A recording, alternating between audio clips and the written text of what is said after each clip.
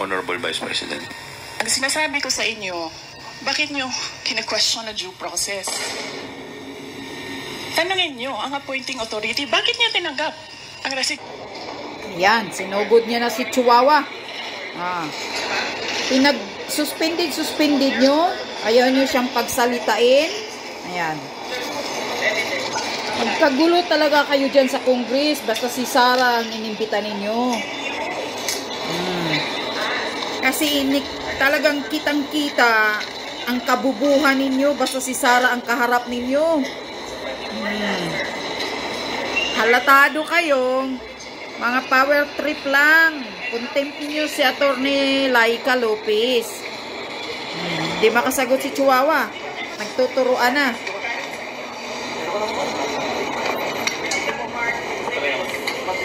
Gigil pa yan.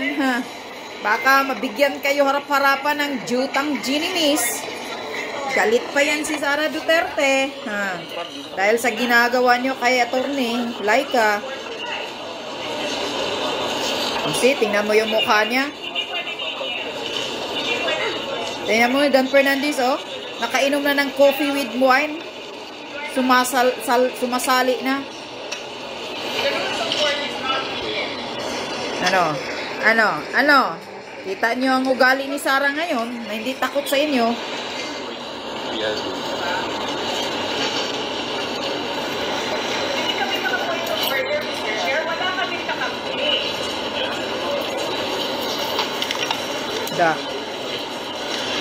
Sugurin mo pa. Mr. Chair, the position of Undersecretary and Assistant Secretaries and other appointed positions are positions of trust and confidence by the appointing authority. The resignation letters of the USEX and the ASEX of TEPED were accepted by the appointing authority. And who is that? Mr. Chair? The President of the Republic of the Philippines. Yes. It is not the Secretary of the Department of Education. So you ask the President of the Republic of the Philippines why he accepted the resignation of the USEX and the ASEX.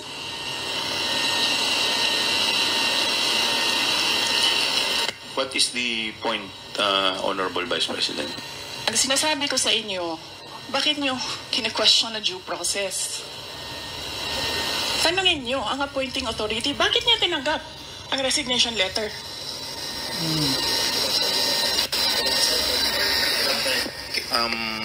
Madam Vice President, yes, we will, wala pa po tayo dun sa usapin na yun. Sa anong usapin, Later po, sa binabanggit po ninyo. Wala pa po tayo sa period of interpellation. Bubuksan ko pa lamang po ang period of interpellation. Yes, sir. Nandun na kayo sa topic. Hindi po tayo nag-i-interpellation Madam ngayon. Vice President, nag-uusap po muna ang mga miyembro. Yes, dahan-dahan mong magsalita, do respect.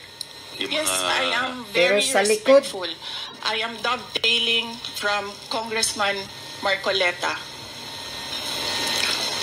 The appointing authority is the President of the Republic of the Philippines.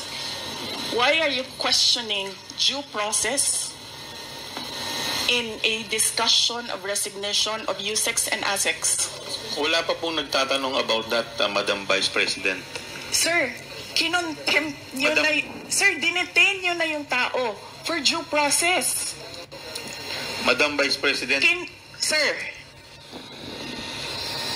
nasa loob ng detention ang tao because you questioned due process. Asaan ang explanation ng due process ninyo doon? Nasaan? Madam Vice Tinanong President. kita kanina. I'm sorry, sir. Tinanong kita kanina, sino ang appointing authority?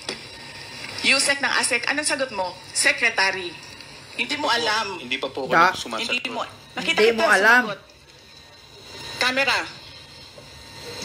Yan. Kita kita sumagot. Sinabi mo, Secretary. Hindi nyo alam lahat. 1 minute, Ang nag-a-appoint ay President. suspension is declared by the chair. Hindi nyo alam lahat.